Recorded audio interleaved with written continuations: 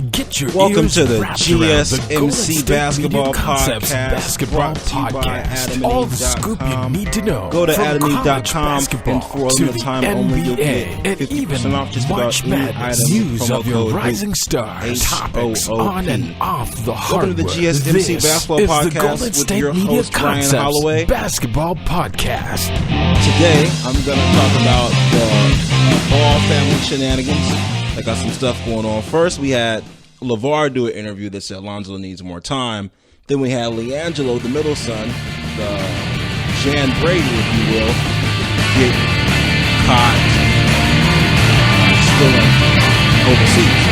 And we're going to go over some more Cavs trouble. Well, Cavs ended up beating the Bucks and the Greek Freak. Even the Bucks came up one nice little trade over the last couple of days.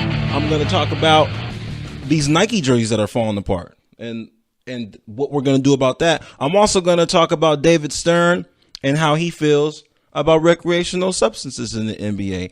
And I'm also going to explain to you guys how trades and Celtics and this whole Kyrie Irving thing kind of works, because some people got a little bit confused. Let me tell you about my morning, though.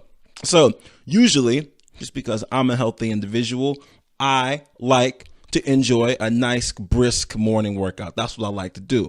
And probably about a year ago, I changed gyms. I went from one gym that was pretty expensive to like a different gym that is a little bit cheaper, just a tad, by a little bit, actually by a lot. Over the last 2 years, I've probably saved about $600. So, it was worth the trade-off. But whenever you do these type of things, sometimes you run into trade-offs. So whenever you go with the cheaper option, you make sacrifices, like the amount of hours the gym is open, maybe the distance, maybe the equipment, who knows. But, in 2017, what we have to do is make sure that we're saving every single extra expense. We can't have things getting out of control.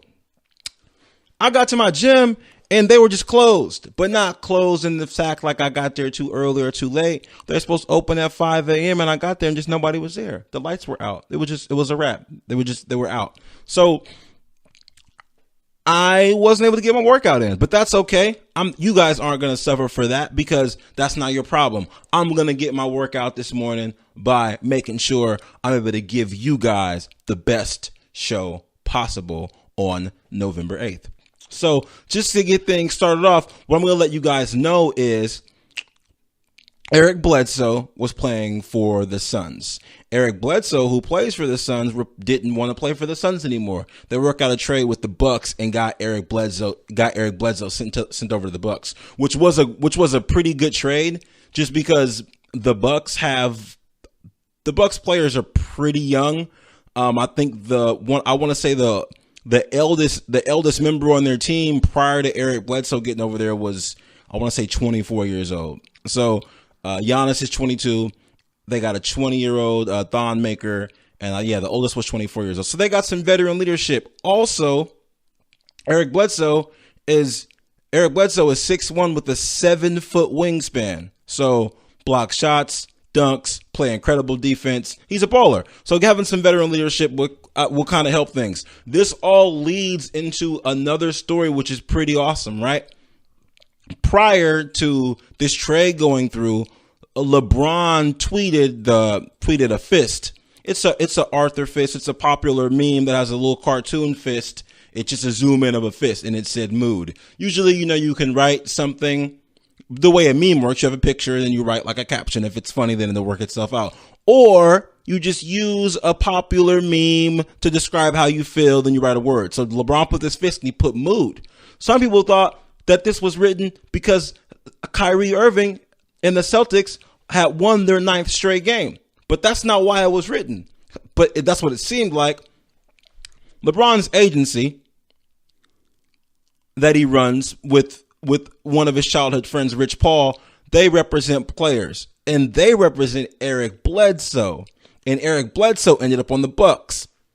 If you've been watching NBA, then you would, if you haven't been under a rock for, I don't know, the last month or so, you would know that the Bucks, other than the Celtics, you would know the Bucks are up and coming, and Giannis might be trying to battle LeBron for this throne in the East sometime within the next, I don't know, year or two. year if we're optimistic. So now it's looking like that fist may have been pointing at them getting that trade. So things are like they're getting tougher and tougher in the East. So one would assume, we don't make assumptions here.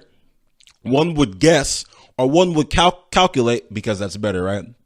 One would guess or one would calculate that once they got Eric Bledsoe, then the Bucks would have maybe capitalized on the Cavs, but they played last night and the Cavs won that game 120-119. Eric Bledsoe didn't play yet, but the game was epic. Kevin Love made an appearance. He had 32 minutes. Giannis had 40 buckets, of course.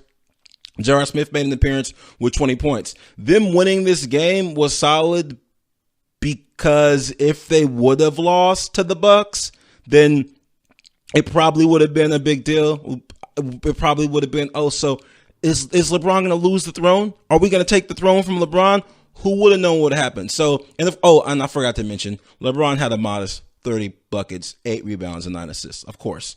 But those are common LeBron numbers. And as I've said before, we're completely spoiled by what LeBron does for our sport. So that's not a big deal. LeBron having 38 and 7, it's not a big deal at all. However, it's what I find interesting is that a lot of this CAF drama is kind of like it's a lot of internal stuff. So we're talking about whether or not other teams are better than the Cavs and who's going to beat the Cavs, when realistically the only team that is probably going to beat the Cavs are the Cavs themselves.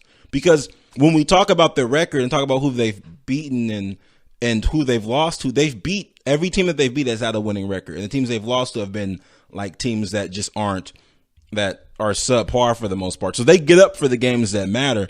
Dwayne Wade recently said in a tweet that, well, not in a tweet, but in an interview, he said that the starters aren't leaving them with a lot to work with when the second unit comes in. He said, quote, "It's the focus and the effort from the get-go. A team that's 1-8, you've got to take their confidence away early. Once you give a team in this league confidence, the record goes out the window. They're NBA players that can play." When he's talking about and referring to once they step on the court against different teams, when he talked about the starters, he said they got to get it going early, and the effort and the focus just wasn't there to start it off. You waste a lot of energy coming back from 16, 18 down. It's tough nightly to do that. So you got Dwayne Wade saying stuff like that, and Dwayne Wade's a professional. He's a vet. He's been in the league a long time. So the only thing we can draw from that is that Dwayne Wade isn't trying to start drama. He's basically just letting everybody know this is what's popping.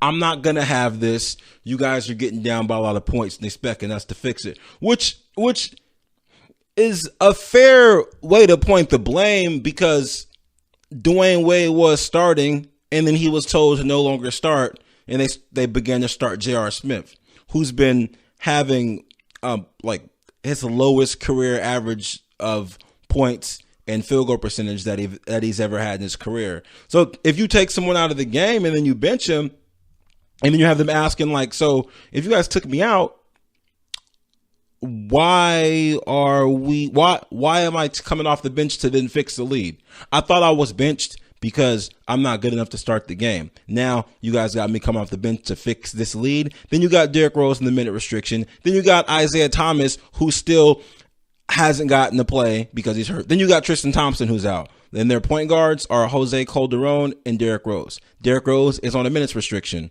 So you got Jose Calderon, which makes LeBron basically the point guard. So I'm not going to say they're in the world of trouble. They just got some things to kind of get figured out.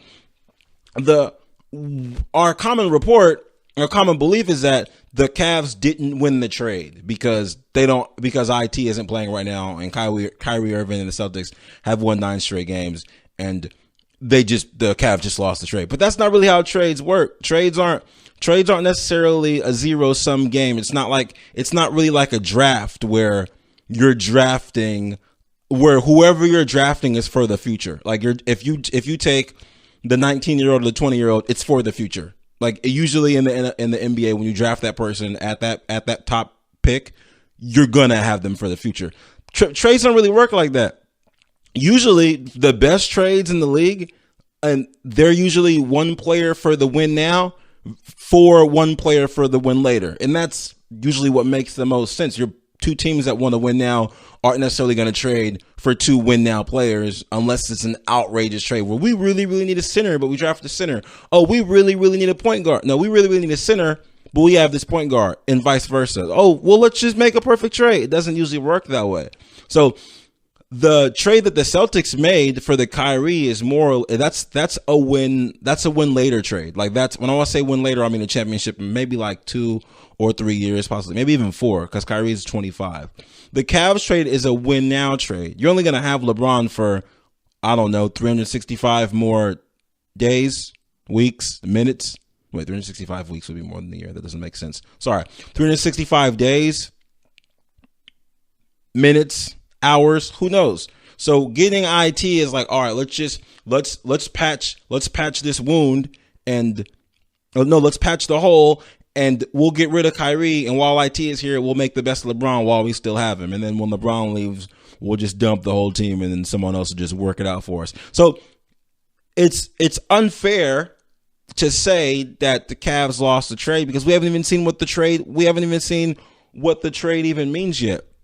Also, LeBron is about to play his 1,070th game. I did misspeak last time. My apologies. I said Friday was his 800th game, but it wasn't his 800th game. It was his 800th game with double digits, and not just any double digits. It was 57. But the game he played last night was his 1,070th game. Why is that important? Because that's how many games that Michael Jordan played in his whole career. So the Jordan comparisons and the LeBron comparisons do get really old. However, I think that, I believe, this is my opinion, that when we have the exact same amount of games played, we can have a better idea of, we can make better comparisons. Of course, like the Jordan mythers, not the truthers, but the mythers that say like Michael Jordan was 7'5" and he had the 9 feet vertical, like people that make him greater than he was. They'll still say that it doesn't matter because Michael Jordan took 2 years off and he could have played longer and all this other stuff. But when they've both played 1,070 games, then we can make a comparison side by side and actually take a better look at the stats. I mean, for me, someone that thinks that LeBron is the greatest of all time, I believe that one thing that you can't argue with is the obvious longevity. I mean, another reason he's played so many games is because he's been in the finals so many times. So it's going to be longevity. It's going to be games played. It's going to be minutes. It's going to be points scored. I probably don't think he's ever going to get 6 rings. And if the 6-ring argument is the only thing that's holding you back, then that's probably a conversation that we're not even really going to be able to have. So congratulations on the 1,070th game, and hopefully the scoring double digit mark continues, because all we're going to get from the Cavs at this point, if we just keep getting these dramatic interior social media report stories, are going to be LeBron records, which are fine. Like, I don't mind. He's got 29,000 plus points right now. He can keep just getting buckets. I don't mind watching him play, because if he's just going to have 30 every night and no one else is going to find it impressive, I'm sorry. If he's going to keep having 30 every night with like 8 rebounds and 7 assists and 2 blocks and 2 steals, if no one else is going to be impressed by that, I'm going to continue to be impressed by it, because we're watching history. Yeah, Giannis might be really, really good, but who knows? It could be one of those Penny Hardaway, Grant Hill things where we may have something random happen and they don't get to play anymore just because biology doesn't like them. So I'm going to enjoy LeBron while we got LeBron. When I get back, I'm going to talk about the Ball family and Lonzo's playing time and LiAngelo's splurge. Be right back. Are you looking to spice things up in the bedroom? Been fantasizing about surprising your lover with an adventurous new toy or adult movie? Well, here's an offer you won't be able to resist. Go to adamneve.com, and for a limited time only, you'll get 50% off just about any item. But that's not all. Oh, no. When you select your one item at 50% off, you'll also receive 3 free adult DVDs for a little inspiration, plus a free extra gift so sensual we can't mention it on the podcast. And to top it all off, they'll even throw in free shipping off your entire order. and they're not kidding. So check out adamandeve.com today for this special order. Get 50% off one item when you type hoop for the offer code upon checkout. When you do, you'll get 3 free DVDs, a free extra gift, and free shipping. Just use offer code hoop at adamandeve.com. That's HOOP, hoop at adamandeve.com. Are you looking for the very best NFL and college football podcast? Then check out the GSMC Football Podcast. Get the latest football news both on and off the field. From the NFL Draft to trades to the rumor mill to the NFL Combines, they got you covered. That's GSMCpodcast.com/football-podcast. Get updates on college rivalries, game day insights, and much, much more. It's football talk the way you want it. This show eats, sleeps, and breathes football. Don't forget to like them on Facebook and follow them on Twitter. Visit GSMCpodcast.com for more info.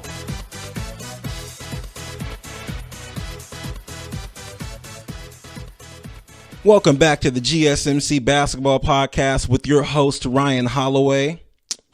Just got done talking about that matchup we had last night against the Milwaukee Bucks and the Cleveland Cavaliers, in which LeBron had 30 and Giannis had 40. I'm not sure if any of you have seen Giannis play, but check it out when you get a chance. You got to check it out. I also talked about the trade and the Cavs' current woes, and Dwayne Wade's tweet that he was basically just saying that the starters need to step it up. So had a good time with that. I'm going to go ahead and go into the Ball family with Lonzo's current struggles. And when I was going to talk about this, it turns out that within that same amount of time, LiAngelo Ball, the younger son, he got, let's say, questioned for shoplifting in China at the Louis Vuitton store. So I'm going to go into that in just a moment. As far as Lonzo goes, Lavar said in an interview that he feels like the Lakers need to leave him in and let him play a little bit longer, because him the in and out and being taken in and out the game is messing up his flow. He needs to play more of the fourth quarter. But other than Ben Simmons, among all rookies, Lonzo is averaging the most minutes per game. He's playing 28 minutes per game. And it's weird because for him to have the ball and be in that long, the other night they played the Blazers. Damian Lillard had 33 points. Lonzo took 2 shots, which is odd because he had the ball for a really long time. So it sounds like the issue might not be him getting more time. It sounds like the issue is him just being more aggressive.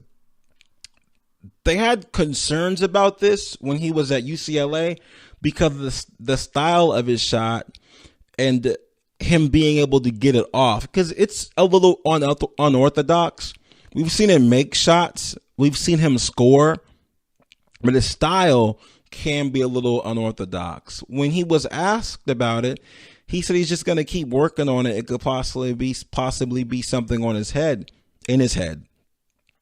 However, the people around him, the players, Luke Walton, Magic Johnson, the CEO of California, Magic Johnson, they all feel like he needs to shoot the ball a little bit more, which isn't necessarily a problem. It's actually a good problem versus someone that's not shooting enough, because that can be changed. It would be different if he was taking a whole bunch of bad shots or just pulling and not making anything and not passing the ball. It's an easy fix. He just needs to shoot the ball more. If you're taking 2 shots in 30 minutes, I don't know if you're being locked up in a way that if you're being shut down the way where you can't even see the basket, that might be a problem. Or if he's just not thinking about getting his teammates involved. His teammate, Brooke Lopez, said that he's doing everything else right as far as rebounding and playing defense, and he's completely okay with Lonzo's game. So I think it's going to be something that that he's gonna work on. It's gonna work itself out. There's a learning curve for him. I think that's something that we seem to forget. Again, he was drafted number 1. So I'm sorry, he was drafted number 2 behind Markelle Fultz. Markelle Fultz is currently not playing because of a shoulder injury. So when it comes to these players that were just drafted, there's going to be a learning curve. And to just compare them to, for example, Ben Simmons, it's wildly unfair. Why is it unfair? Well, because Ben Simmons didn't play last season because he got hurt during the whole during the whole Sixers trust the process thing where they're just going to continue to lose games and have good players get hurt and just continue to keep making more and more draft picks. So the expectations for the Sixers are incredibly low. Like, the expectations for the Sixers are incredibly low because they've taught us that they're only going to lose games. Like, that's what the Sixers have taught us. Like, we're going to lose games, we're going to draft players, and they're going to get hurt, or they're going to be hurt, and we're going to keep getting top draft picks until we win a championship. I.e. Jahlil Okafor, i.e. Ben Simmons, i.e. Joel Embiid, i.e. Markelle Fultz. That's like 4 different drafts. Four different drafts with all her players that have been hurt. So with the expectations being so low, it's no wonder that Ben Simmons is balling. He is balling, but when the expectations are low, no one expects anything from you. Andy was drafted last year versus Lonzo, who is the most. I want to say he's the most poppin' second pick ever as far as drafts go. Like, usually the first pick is the guy. He's the go-to. He's it. No one's talking about Markelle Fultz. So expectations are low for him too. But all these expectations are upon Lonzo, and it's not. Well, sports aren't fair, but it's a learning curve, and I think that they need to be a little bit more patient with what's going on with them. What I do appreciate is that Lavar Ball will say anything to anyone. He doesn't hold punches, which is something that you can appreciate from someone that is outspoken. A lot of people don't say anything to anybody. Well, we have to be pragmatic, right? You can't just say whatever to anybody. But LeVar Ball said the same thing on ESPN. He says on Bleacher Report. He'll say the same thing to Magic Johnson that he said to the high school coach, which is like, oh, you guys aren't using him right. You guys aren't using him right. In UCLA, Lonzo was playing all the minutes. Why? Because he's a star. He's from LA. He's a UCLA star, and he's talented. One of the best players one of the best players in the world. That's why he's in the NBA. LeVar Ball has no problem with saying that the Lakers aren't using him right. And I do commend him because he said that he told Lonzo that if you don't take it, you don't make it, and that he does need to shoot the ball more. So he's pointing out some Laker coaching flaws, which everyone may not agree with, and he's pointing out some of his own son's flaws that not everyone may agree with. However, this son's flaws are better than his other son's flaws. The middle son, LiAngelo, the middle child of the bunch, got caught stealing in China. The UCLA Bruins were in China for an exhibition game, and him and 2 of his teammates got questioned in the hotel about stealing something from Louis Vuitton. It hasn't been reported what it was. My question is, I have a lot of questions about this, but my main question is, what are y'all stealing from the Louis Vuitton store in China? These guys are like, all three of them are about 6'6". Now, I don't know what kind of sizes they have in the Louis Vuitton China store. I just don't think that it fits people that are 6'6". I'm not sure. So what was the bag, a belt, a wallet?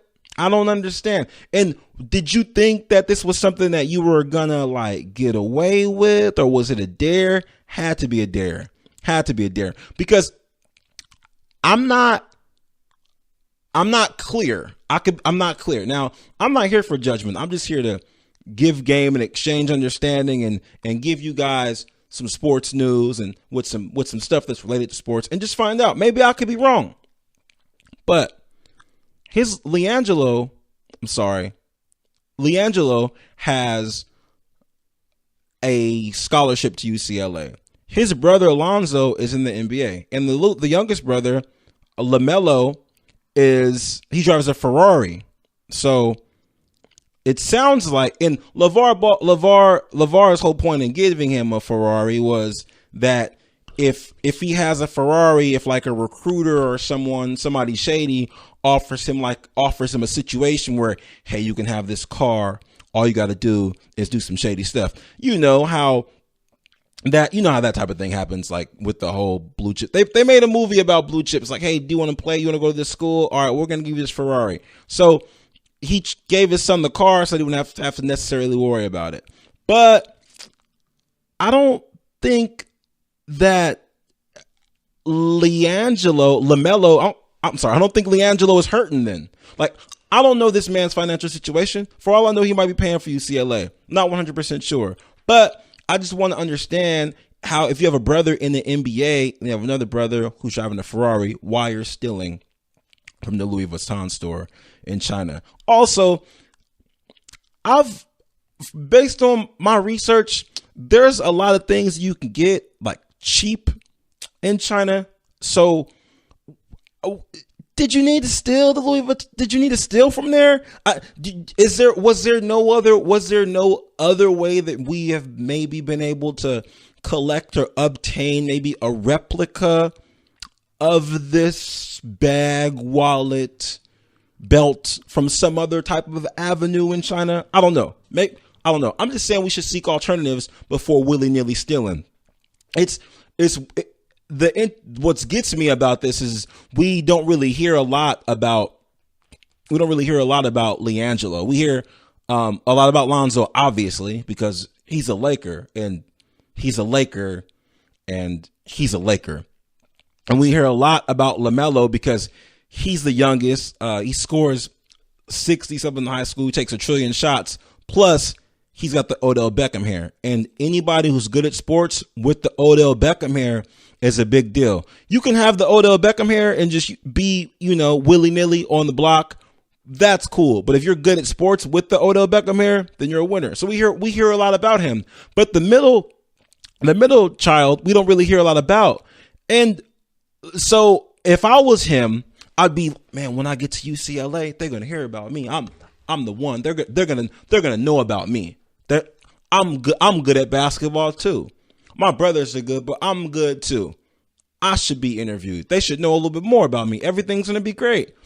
And then like your biggest story is stealing in China during an exhibition game. You're not even a tourist. It's not like you went there with your pals and then you guys ran out of money and then you had to do whatever you needed to do to get by in a situation. Sure, you got to feed your kids. Sometimes you got to commandeer some bread. Maybe you'll go back to the store one day when you have money and you'll pay it back. Who knows? But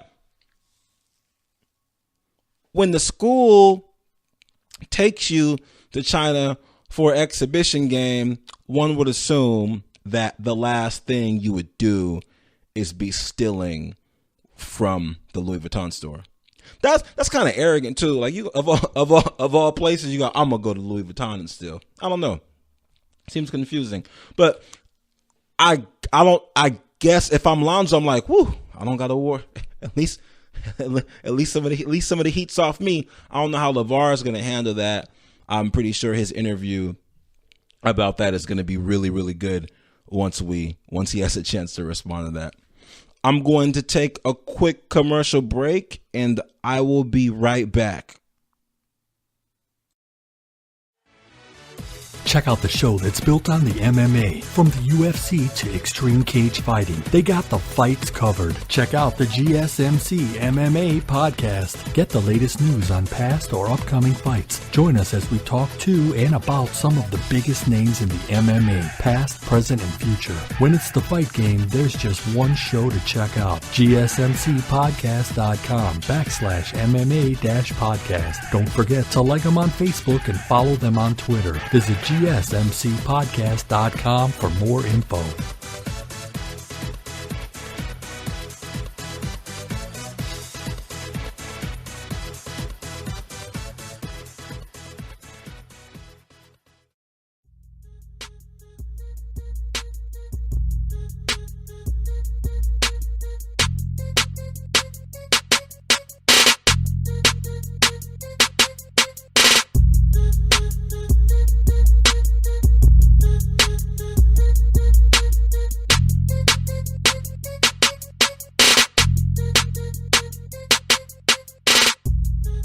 Welcome back to the GSMC Basketball Podcast with your host, Ryan Holloway. In my last segment, I talked about the Ball family shenanigans. We got Lonzo Ball out in LA not taking enough shots.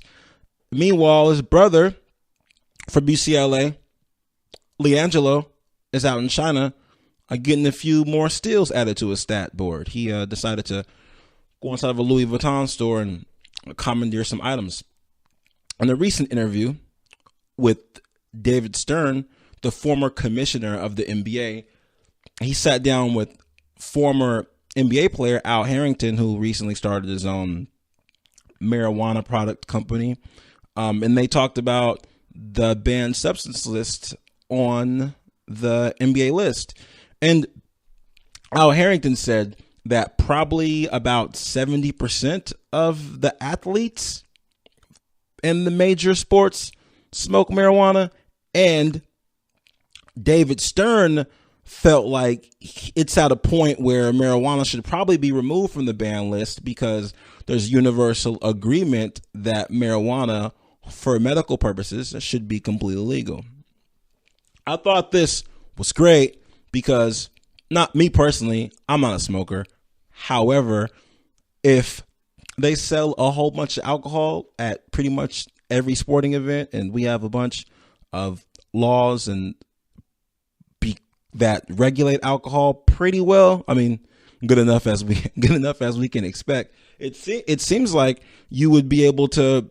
It seems like marijuana would be universally accepted. However, the problem is in sports, these athletes have to be looked at as like superheroes and like magical people. So it seems like the reason why there'd be the longest delay to ever have this legalized, or even made okay for medical purposes for injuries, would be the way that society would view it, right? I heard one popular sportscaster say that he's experienced some players that have been under the influence of like a substance during the game, and said it's not the best look from his experience. Also, David Stern reported that the reason that it was banned was because players that were approaching the commissioner saying, hey, there's players that are high, we should ban it. So it wasn't even something that was always banned. This is something that was new because of players reporting on it, which is something to think about. If you've ever been someone that's been at work with someone that has been on drugs, like I have. And depending on what your job is, it might not matter to you. Like if you work somewhere where there's like a staff of like 300 people, it probably doesn't make that big of a difference. Like, honestly, I mean, really, like most jobs, it probably doesn't. If you're not around like heavy machinery, like I used to work in a factory and it was like zero tolerance. Like if you like crashed the forklift, you instantly had to go take a drug test. So people would like crash forklifts and you would just never see them again because it would be a wrap for them. So because it's dangerous. I could see how in the NBA, if you're on a team with someone, say you have like 11 people on a team and 7 of them are important, then one of those 7 is like lifted out of his mind. I could say you're like, bro, like we are losing games and you're not even mentally here right now. It had to be if players were going to the commissioner, it had to be those people that were just blasted out of their mind and then just not performing well, or they're just like showing up late and just like causing like bad team culture. It couldn't have been someone that was like dropping 30, right? So like if it's somebody that's dropping 30, 35, 40 per game, you're not going to say, hey, you know what? I'm sorry, but bro, this is just unacceptable. I don't care how good you play. We can't have you doing that because it's not a good look for our team culture. I know that you're averaging 35, 15, and 17, and we're the number 2 seed in the West, but this isn't something that we could be doing. I'm going to go tell the commissioner. Nobody is ever going to do that. Nobody's ever going to do that. It's not going to happen. Similar to Josh Gordon. Josh Gordon is going to be reinstated in December in the NFL, and he's been suspended for a few different substance problems. And my thing was, I'm not one to judge somebody that has their own issues, and so that's the last thing I'm going to do. But what I'm thinking about is how good this guy is where he gets all these chances. Like, you got to be really, really good to keep getting suspended. People are like, you know what? We really, really want you to succeed. So, I mean, I feel like it works the same way with whatever people are using in the NBA. I mean, if 70% of professional athletes are doing this, I'm not sure how many NBA players, but if Al Harrington, an ex-NBA player, says this was going on when I was playing and everything was fine, then it's like, we are going to be fine. Everything's going to be okay. I'm guessing there's this stigma, like people would view players like as though they're going to be on the bench or like rolling blunts or smoking pipes. Like, that's probably not going to be what's happening, just because the same way how a lot of people drink, like most people drink, and no one's sitting on the bench with a fifth. Like, no one's sitting on the bench with a mixed drink. So I feel like you can still keep people's private lives and private indulgence outside of sports media. Similar to the same way, I would say that a lot of people drink. I would say that a lot of athletes consume alcohol. I would say NBA players consume alcohol. You don't see many pictures of them holding drinks. Why? Because that's not what the NBA wants to portray. So I would feel like that'd be something that you would be able to get through without having society like just get upset at the NBA or get rid of it. However, in the league's defense, it's really, really easy for David Stern to say this. His last name is Stern, but since he's retired, I guess his last name is like lenient. Like, he's the grandparent where like everything is okay because you're at your grandparents' house. Like, he's retired. The league isn't his anymore. It's not his problem. He doesn't have to worry about that. That's Commissioner Silver's problem. So if David Stern's like, hey, I think it's fine, no problem. You know what they should probably do is at least legalize it in the places where it's already legal. I mean, hey, you got Colorado, California, Portland, Washington, however you want to do it, it'd be fine. Could you imagine? They already talk about how some like places are actual like larger destinations for players versus other destinations such as LA, just because it's in Cali. So you got LA, you got the California market. So we got LA, you got the Warriors, and then we got I guess the Heat. I guess Miami's a large market when they're good. We got Dallas, we got New York. Can you imagine if they legalize it in places where the team were like they legalized it in places where it was already legal? So suddenly the Denver Nuggets is a top destination for players to go play. Like, oh, we got to get to Denver. That's the spot. Or suddenly everyone wants to play for the Kings. Like, just people are signing up. People are taking pay cuts to play for the Kings. Like, hey man, I'll do it. I'll like Zebo. Like, hey, I'll play for the Kings. I'll go there. Can't wait. I'd love to. So anyway, David Stern is like that grandparent where, hey, I don't got kids no more. Drop them off here. I'll give you all the ice cream. I'll give you all the candy. Then you go back to your mama's house. She'll figure it out. It's not my problem. I don't have to worry about it. However, he's not in charge anymore. So it's really easy to say that now. We don't really have to deal with the consequences. I'm sure Commissioner Silver's like, hey man, hey, shh, like be quiet. We cannot be doing anything like that. Especially with the NBA being like competing with the globe, not competing, but basically just taking over the whole global market. They're on a rampage to eventually, I think, just based on the way things are going, possibly beating out the NFL when it comes to revenue. It's going to be a long time down the road, but that's probably just something that they don't want to, I guess, burden themselves with right now while the sport is growing so large. It's probably going to be one of those things where it's like, we're not going to say you guys can do it, but we're going to just not worry that much about it, which is pretty much what it is right now. For the most part, the drug testing in the NBA, you don't hear about people getting caught that often because when it comes to the drug testing, it's not necessarily something that they don't pop up at your house on like a Sunday morning and say, here's this cup, run it. It doesn't quite work that way. They have warnings and they get on a calendar. There's a story Steven Jackson told about when Steven Jackson played with Baron Davis and they were on the team they played for Don Nelson, and once the test was done, because at that point the test was done once a year. Once the test was done, they were excited because they could smoke again. They were waiting until the testing came through, and then once the test was done, they were juiced. They were super excited. Don Nelson was excited too, apparently, based on what Steven Jackson said in the story. So it seems like everyone knows, but it's more or less just an IQ test where you that's what I will call a test. That's a common phrase. That's what people call a test, where knowing there is a test is just an IQ test. Like the test isn't the test. It's what you do to pass that test. For example, say you have a job interview and then you go to the job interview, and usually if you do an over the phone interview and then you go inside, they're going to hire you. You just go in there, you talk to them or whatnot. They kind of just want to make sure that you can put on a suit and that you can dress well. This is for I'm talking about like bare bones, like minimum job. All right, you pass the phone interview. Come in for a job interview face to face. They just want to make sure that you can get dressed and that you'll wash your face. It's an IQ test, basically.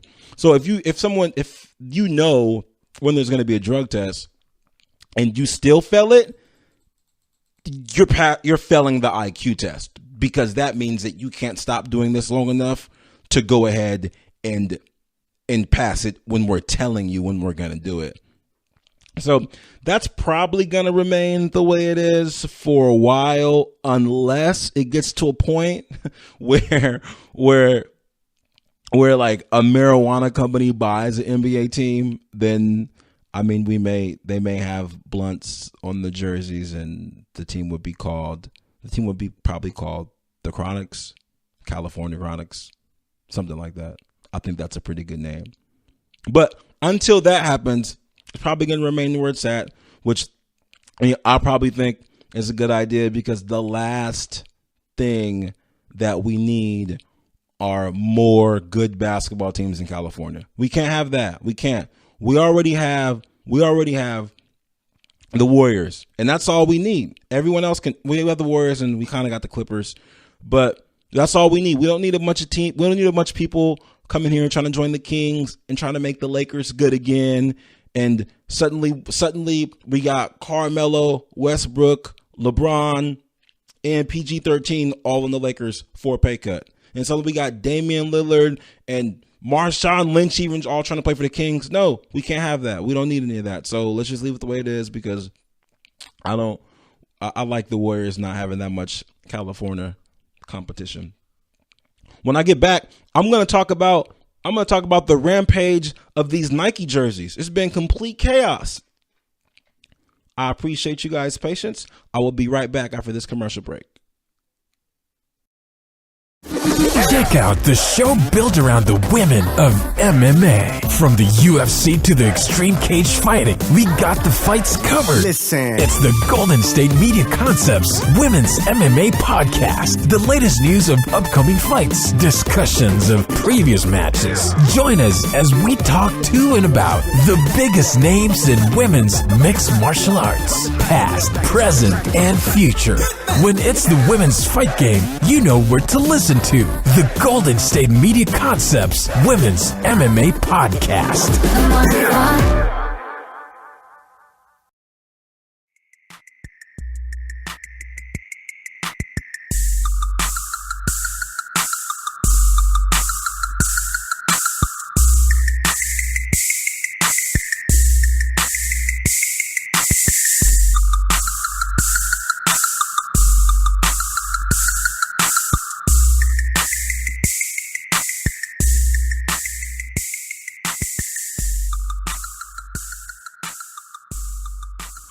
Welcome back to the GSMC Basketball Podcast with your host, Ryan Holloway. Just got done wrapping up the new marijuana policy in the NBA. Nah, I'm completely kidding. There's not a new policy, but there was a little conversation between Al Harrington and David Stern, more or less a meeting of the minds, where they both talked about how it should probably be taken off the banned substance list. Something else to think about is how it's not really their problem anymore, because they're both not in the NBA. So I talked about how David Stern is kind of like that grandparent where you say, yeah, eat this ice cream, eat this candy. I don't got to watch you tonight, so it's not a problem at all. What we're going to talk about now is a bigger problem than I guess marijuana in the NBA. What is it? I'm not sure. We'll find out. So what we thought, this isn't what I thought. I just thought the players were getting bigger, stronger, and faster because Kevin Love had a meltdown. Well, he was frustrated, and then he ripped his jersey. So people are like, oh my God, like Kevin Love is pretty strong. He ripped his jersey. Then LeBron's jersey ripped. Then Ben Simmons' jersey ripped. And then during the Draymond Green fight and during the Warriors game, his jersey got ripped. So before like LeBron's ripped and then before Ben Simmons ripped, we just thought that Kevin Love was really strong or just really frustrated. And we just thought that Draymond Green had got scraped because his jersey got ripped up. And usually, if you're the person in the fight and your clothes get like kind of like ripped up the most, that usually means that you got it. It turns out it's a production problem. So Nike says that they're concerned about basically the seam strength of the jerseys. So they usually say that they have the player in mind and they think about the athlete when they make the jersey, but it seems like they made them too light. They said that they are lighter and deliver great mobility and sweat wicking characteristics, and the feedback from players has been overwhelmingly positive. However, during gameplay, we have seen a small number of athletes experience significant jersey tears. We're very concerned to see any game day tear and are working to implement a solution that involves standardizing the establishment process, blah, blah, blah, blah. So they're going to fix it. And they said a small number of players. However, I think that they said a small number, but these players are significantly good. So did you just make the jerseys for regular people to wear? Sorry, not regular people. That's disrespectful and dismissive. I don't mean regular people, but I mean, did you just make them for did you make them for fifth graders? Not even for fifth graders, because fifth graders go hard in the paint. Maybe these jerseys are just made for people to go to the bar. Because if Ben Simmons' jersey ripped, Kevin Love's jersey ripped, LeBron and Draymond Green, I think the smallest one is Draymond. He's 6'7", LeBron's 6'9", Ben Simmons and Kevin Love are both 6'10". Their jerseys ripped with all that fabric? Like, those are the jerseys that have the most fabric, and those are ripping? I'm concerned. So Nike apparently signed a deal. Nike broke a deal. Well, not broke a deal, but they broke the deal between the Adidas and the NBA that Adidas had with the NBA for over 10 years. Nike decided to pay the NBA $25 billion like for this deal to be able to basically advertise the jerseys, which I thought was interesting because like you would think that the NBA would buy the jerseys from Nike, but no, it doesn't work like that. Nike pays the NBA for their jerseys to be on the players. Isn't that wild? Like, you're going to pay they have to pay them and give them clothes. It's incredible. Like, that's awesome. Like, that's the best advertising ever. I mean, it's similar to other things. Like when I get my shoe deal, when I'm the first entertainment personality, well, not entertainment personality because Kevin Hart has shoes. It doesn't matter. When I'm the first Ryan Holloway to get my own shoe deal, they're going to pay me to wear the shoes. Like, here, Ryan, here's your shoes. And we're going to pay you $500,000 every time you mention that you're wearing the shoes that we made for you. So, I mean, I get it, but $25 billion, that's nice. This might be, I want to say that Nike might be losing its throne as the highest, like, rated, as the popular as the popular apparel, like, king. Like, as far as Nike just being king, it's been going on for 30 years since Michael Jordan got drafted. Them just being it, right? Because, and it seems like ever since Kanye like bounced, ever since Kanye made a diss track against Nike, which is kind of different when rappers are dissing shoe companies. I mean, when you got beef with a shoe company, that's interesting. So, I mean, when Kanye bounced and decided to go to Adidas and then he took his rapper hype there, people are like, oh, okay, Adidas is popping.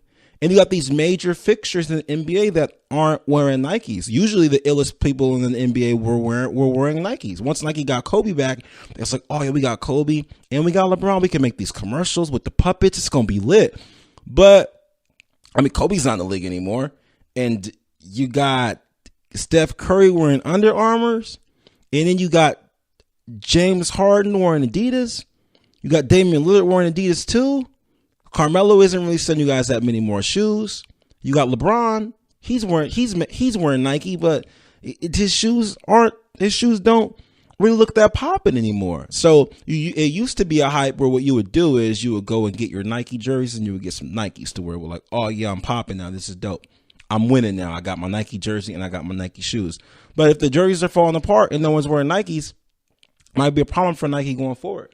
It's interesting because a lot of what happened with Kevin Durant going over to the Warriors had not a lot, but there was some. Nike had something to do with that, with the Bay Area being a large economic stature, a large economic place for Nike. There's a Nike town there. It's a big deal. And you can't have Steph Curry just running amok there wearing Under Armours. You can't have that. And then Klay Thompson, he wears some brand that isn't from the U.S. So Nike's like, hey, Durant, if you can go out to the Bay Area, it would be cool because it would be a little bit better than OKC because we kind of would like to put your face on a billboard with you wearing a jersey on top of Nike Town. And there really is a picture of Kevin Durant wearing a Warriors jersey on Nike Town.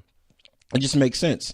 I just think that it's odd that these jerseys would be falling apart because there's inside every single Nike item that I've owned. I think I've read this so many times that I might know by heart. Engineered to the specifics of athletes that work really, really hard and go 100%. That might be a paraphrase. It might not be, but it's not a good look when the jerseys are falling apart because I'm not sure what athletes those are designed specific to. But if LeBron can't wear that jersey, I don't want to wear it because that's the whole point in buying a authentic jersey, right? If you buy one that has like the iron-on letters, then fine, so be it. Like you get one with iron-on letters, that's what you get. Iron on, it gets ripped, or if you wash it, all the numbers fall off. Now you just have a blank tank top. Fine, I get it. But if I buy an authentic jersey, I mean, I want it to be authentic. I would like for the jerseys to go hard. So, I mean, good luck to Nike. I wish them luck with that. I'm going to go ahead and tell you guys what's popping tonight. We got Indiana versus Detroit. We got New York versus Orlando. We got the Lakers versus Boston. I got Miami, Phoenix, and Minnesota, Golden State. What I'm going to recommend you guys do tonight is watch this LA-Boston game. Why do you ask? I'm going to tell you why. Because the Lakers versus Boston is an aged rivalry. I know that these teams aren't going to meet each other in the finals this year. They're not at all. But the reason you should watch is because you should watch Lavar Ball. Sorry. You should watch Lonzo Ball play and see if he can get his shot going right tonight. And the Celtics are on a 9-game winning streak, and if they're probably gonna win tonight, I mean, honestly, I hope they do.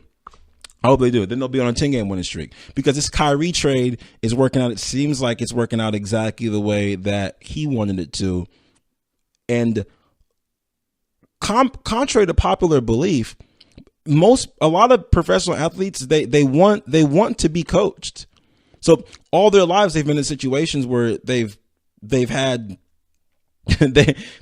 like maybe a parent coach or maybe somebody that was volunteering and they just pretty much let them do whatever, where they weren't really coaches. Hey, I'm gonna need you to start the game. I need you to play 95% of the game. I need you to get us all these wins. And I'm going to turn in this tape and say how good of a coach I am. And I'm going to get a better job based on all of your talent, which is a very, very, which is probably not the best way to look at it. But anyway, they want to be coached. So it looks like Kyrie is being placed in a position to really be coached. Like he's being put in an area to really, really ball. And I'm happy for him. We probably don't, it's only been 11 games. So, I mean, it's premature to say this, but he's gotten the short end of the stick for a while just by playing by being drafted to the Cavs, like after LeBron left, and then being on the Cavs when LeBron got back, and then him being judged this player that doesn't shoot the ball, doesn't pass the ball, being quoted as a black hole, not making very good basketball decisions, so on and so on and so on, when he's never actually really been coached. These players, they don't get drafted and then they just go and just create a super team. They don't, it's very, very rare that you just draft somebody and they don't need to be coached. I don't think it happens that way. Maybe with LeBron, maybe Shaq. Shaq played for Phil Jackson, but then he went and won a championship with Pat Riley. But it seems like Shaq might have been just Shaq, because even in Orlando, he was raw, he was balling. So I think with those two players, there's probably a few more. I'm not leaving anybody out, not being biased, but it's very rare you're gonna coach, you're gonna draft somebody and say, all right, here's the team. Now you're just gonna get better on your own, and then after that, we're gonna win a bunch of championships with you. So Kyrie came from Duke after only playing his freshman year at Duke, and he didn't even play the whole season. I want to say he played about 15 games for Duke. So based on his college career, Kyrie is basically a high school player. He's a high school guard who hasn't ever really been coached on like how to play correctly and where to be at. Prime example, Kevin Durant gave an interview when he got to the Golden State and was talking about how he never knew about. I'm not gonna say never knew. He said he learned more about spacing and being in certain places to shoot the ball once he got to Golden State. Things that he didn't know before about spacing and taking shots and where certain people should be at. And he's been in the league forever, but he went to Golden State and learned that from all those players and learned that from Coach Kerr. So it seems like Kyrie might be in more or less the same situation where he's learning new things about how to use different weapons. Because when you're somewhere where, okay, you play with LeBron, LeBron's the be all end all. This is what we do, period. This is how it goes. This is what we're going to do. When LeBron doesn't have the ball, or if he's over there, that's when you score. And other than that, these other players, you were picked first, so you're more important than them. And LeBron's here, so you're not as important as them. So just figure it out. Which, in a way, is the same thing that Durant was dealing with in OKC. It's like, all right, you Westbrook and Harden, y'all run it. All right, we can't afford Harden anymore. He's going to go. You and Westbrook, y'all just figure it out. Y'all run this. And then what we're going to do is Westbrook has the ball. He's a point guard. When he gives you the ball, you shoot it. Or if you have the ball yourself, you pull up, and we'll just do it like that. The other guys, they'll rebound and kick you back the ball. Sometimes Ibaka shoot a three, but other than that, just do that. And you guys will figure it out. Fine. Don't use the whatever. We'll be okay. Okay. Then you can only deal with that for so long before it's like, man, I need some type of development. I'm only so good. He goes to Steve Kerr, and suddenly he gets Finals MVP, and things are different for him. I think that what we should do, we can't just really we should give players more credit for understanding that they need more than themselves, but we don't. What we do is we say, oh, you couldn't do it by yourself. You're a loser. But in real life, we tell people to ask for help. We tell them to try to ask for assistance. We tell them to use any tools at their disposal. You don't tell somebody, hey, don't ever ask for help. Figure it out on your own, or you're screwed and you're a loser. No, we don't do that. But in sports, when I think it takes a lot for an athlete to say, you know what, I'm really, really good, but I'd be better if someone that knew more about this game was able to help me learn more about this game because I want to be better. Can't knock people for wanting to be better. I recommend you guys watch Kyrie be better tonight against the LA Lakers. I would say that you should take Boston -9, but I'm not 100% sure because they have won 9 straight games. They might be a little bit tired, but we'll see. Thank you for joining me, Ryan Holloway, on the GSMC Basketball Podcast. I will talk to you guys next time.